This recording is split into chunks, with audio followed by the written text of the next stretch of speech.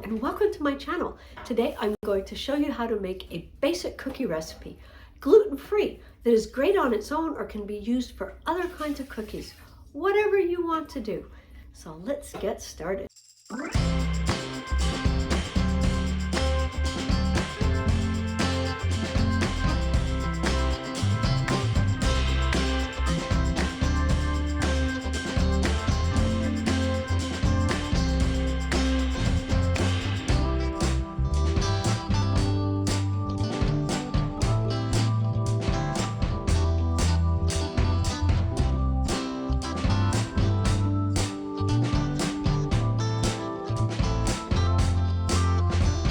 Now you may ask yourself, why am I using a bit of quinoa flour, a bit of almond flour, brown rice flour, buckwheat flour, and gluten-free flour mixture?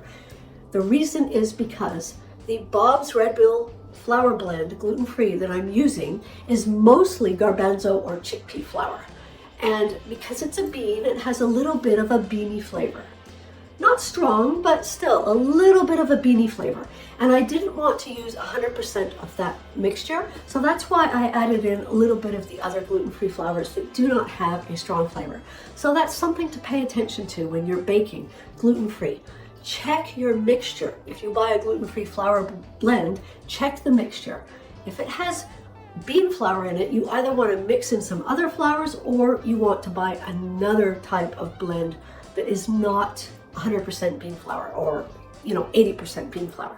The other thing you need to look out for is, does your mixture contain xanthan gum or not? If it doesn't, you need to add it. So that's why I added it in this recipe.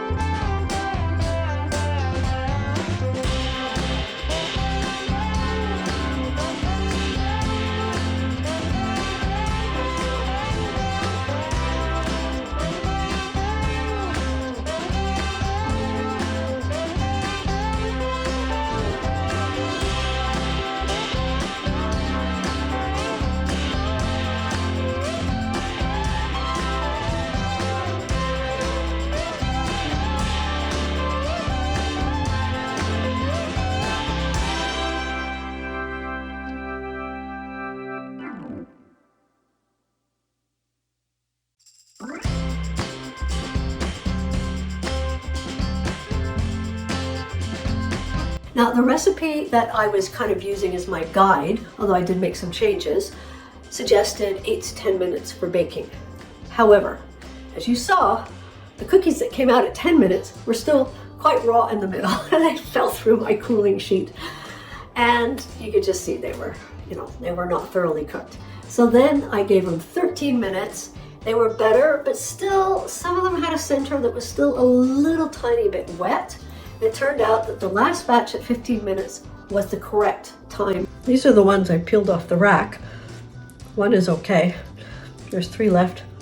I ate the others. I ate the other 2. They were so good. This last batch I cooked even a little more. You can see there's quite a bit of browning, and we'll see what's best. These ones are definitely cooked, maybe slightly overcooked.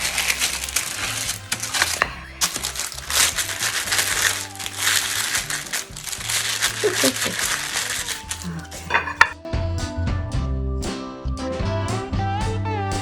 So you see here, it's a bit wet. It could be the cooking sheet, the baking sheet as well, but I can see a couple of spots where it's undercooked.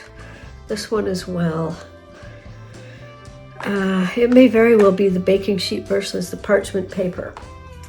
But these ones at 15 minutes, you can see they're completely cooked. So 15 minutes is the winner. That's what these cookies need. Let's just fuss with the presentation a bit, just to make them look a bit prettier. Okay, here we go.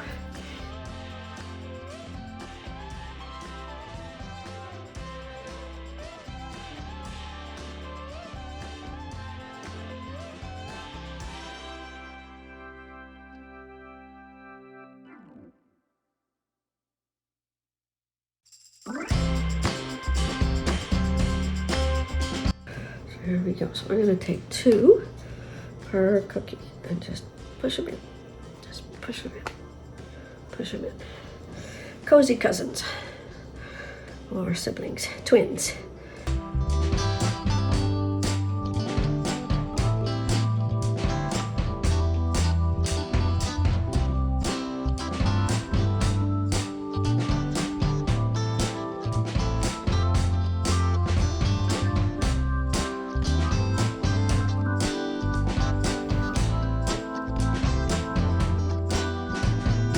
But what's really important is that you can see some browning, just some light browning around the edge.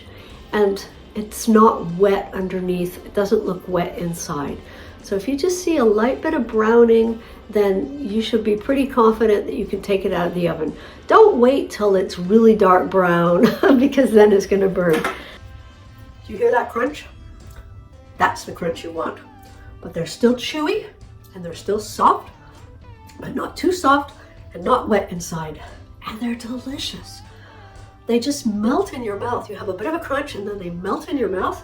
This is a great basic cookie recipe. You can do tons of stuff with it, and there will be more videos coming showing you variations you can do with this. Thank you so much for watching. I hope you try this recipe, and I hope you have a good holiday.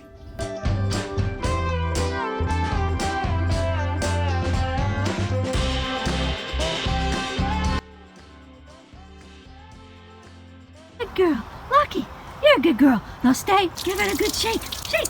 You gonna shake? Ah, good girl. Come on. You gonna run? Yeah, run. Run, Shelty, run. Run, Shelty. No, we're not running in the house yet.